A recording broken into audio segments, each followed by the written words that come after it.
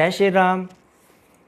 वर और वधू का गठजोड़, उस गठजोड़ में हम 5 वस्तुएं डालते हैं, जिनमें से अक्षत, पुष्प, मुद्रा, हल्दी की बात हो चुकी है, और पंचम जो वस्तु होती है वो होती है दुर्वा, ग्रीन ग्रास, दूब जिसको बोलते हैं। दुर्वा आपने देखा होगा, लंबे लंबे उसके पोल होते हैं, वो लंबा लंबा फैलता जाता है चारों तरफ। दुर्वा की अपनी कुछ प्रकृति होती है। दुर्वा चारों तरफ फैलता है, उसके फैलने से कोई नहीं रोक सकता है, उसके लिए किसी अलग से किसी फर्टिलाइजर की ज़रूरत नहीं होती है। होता यूँ है कि मार्च के बाद से गर्मी पड़ने लगती है, अप्रैल होता है। अप्रैल में धीरे धीरे जितने भी छोटे मोटे साग सब्जी हैं, घास पत्ते हैं, ये सब जलने लगते हैं।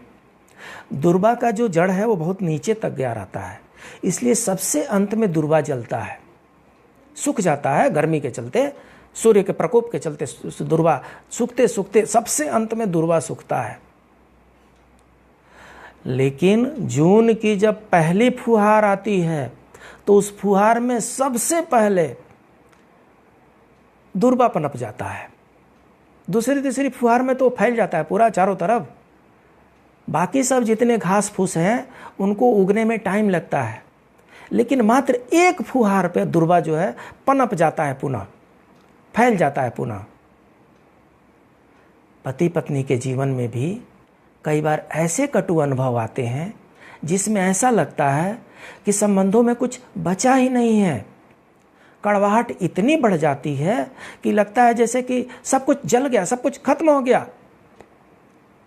अप्रैल मई के जैसे उसमें कभी कभी इतनी तेज कड़वाहट आ जाती है इन दोनों के बीच में साथ रहते रहते कि लगता है जैसे सब कुछ सूख गया, जल गया, भस्म हो गया, खत्म हो गया, धरातल पर कुछ दिखाई नहीं पड़ता है।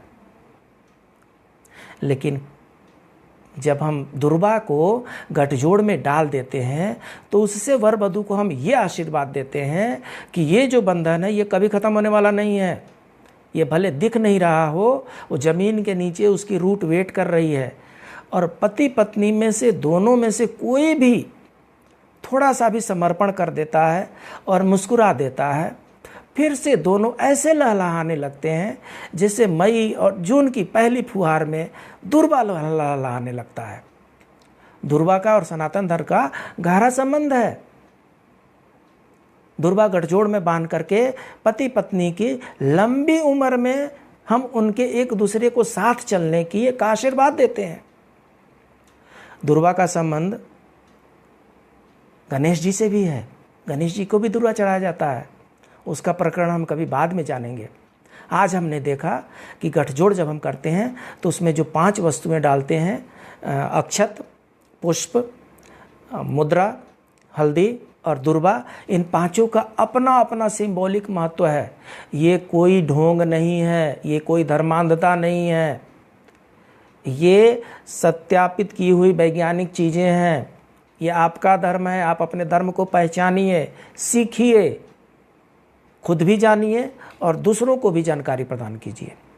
मिलते हैं एक नए टॉपिक के साथ, तब तक के लिए जय श्री राम।